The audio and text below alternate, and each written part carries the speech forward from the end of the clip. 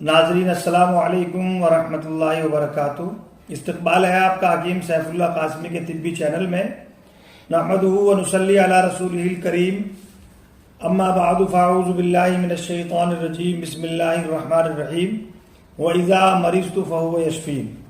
محترمین ناظرین، آج ہم آپ کو شوگر سے بچنے کے بہت سارے آسان طریقہ کار اور دیگر امراض سے بچنے کے طریقہ کار بتلانے جا رہے ہیں۔ کیا آپ چاہتے ہیں کہ آپ کو شوگر یا کوئی اور مرض کبھی نہ ہو؟ جی ہاں دوستو، تندرستی ہزار نعمت ہے۔ آج کا ویڈیو انہی لوگوں کے واسطے ہے جو تمام بیماریوں سے، خاص طور پر شوگر اور گردے وغیرہ کے امراض سے بچنا چاہتے ہیں۔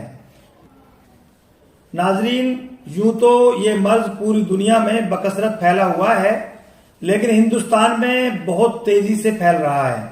نوجوان لڑکے اور لڑکیاں بہت تیزی سے اس کی چپیٹ میں اور لپیٹ میں آ رہے ہیں، حتیٰ کہ بعض بچوں کو بھی یہ مرض ہوتا جا رہا ہے۔ اس لیے بہت احتیاط سے چلنے اور زندگی گزارنے کی ضرورت ہے۔ خاص طور پر کھانے پینے میں چینی سے بنی ہوئی چیزوں کو بہت کم استعمال کرنا چاہیے، کیونکہ بعض ڈاکٹروں اور حکیموں کے نزدیک چینی سفید زہر ہے۔ لہذا چینی سے بنی ہوئی اشیاء اور کولڈ ڈرنک کی جگہ دیگر مشروبات استعمال کریں، مثلا شہد کا شربت، نبیذ تمر، موسمی، سیب، انار اور انناس کا جوس اور دیگر پھلوں کے جوس استعمال کریں۔ اس کے علاوہ کھانے میں بھی موسم کے تازہ پھل، ڈرائی فروٹ کا استعمال کثرت سے کریں۔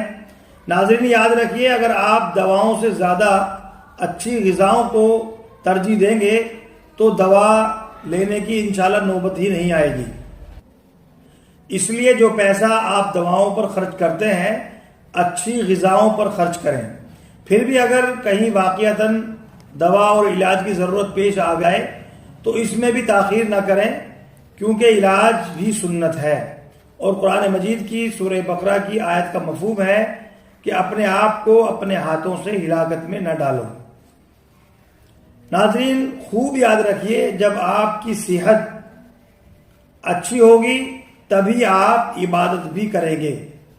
اسی وجہ سے نبی کریم صلی اللہ علیہ وسلم نے 4 چیزوں کی دعا مانگی ہے اور صحت کو مقدم رکھا ہے۔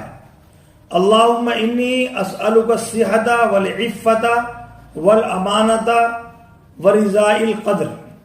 یا اللہ، میں آپ سے صحت مانگتا ہوں اور پاک دامنی اور امانت داری اور تقدیر پر رضامندی۔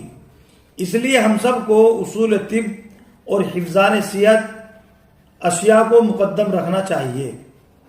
کھانے میں تیز مرچ اور تیز مصالحہ جات اشیاء سے پرہیز کرنا چاہیے۔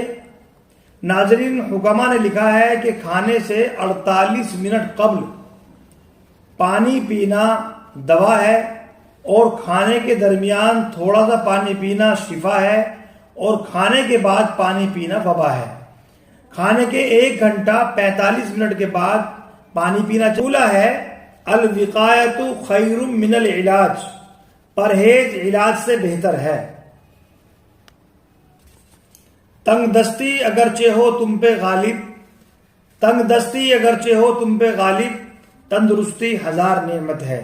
تو ناظرین، آج ہم یہیں پر اکتفا کرتے ہیں اور اللہ تعالیٰ سے دعا کرتے ہیں کہ اللہ تعالیٰ ہمیں ایسے ہی آسانیاں تقسیم کرنے کی توفیق عطا فرمائے، اور ہم سب کو ان تمام باتوں پر عمل کرنے کی توفیق عطا فرمائے۔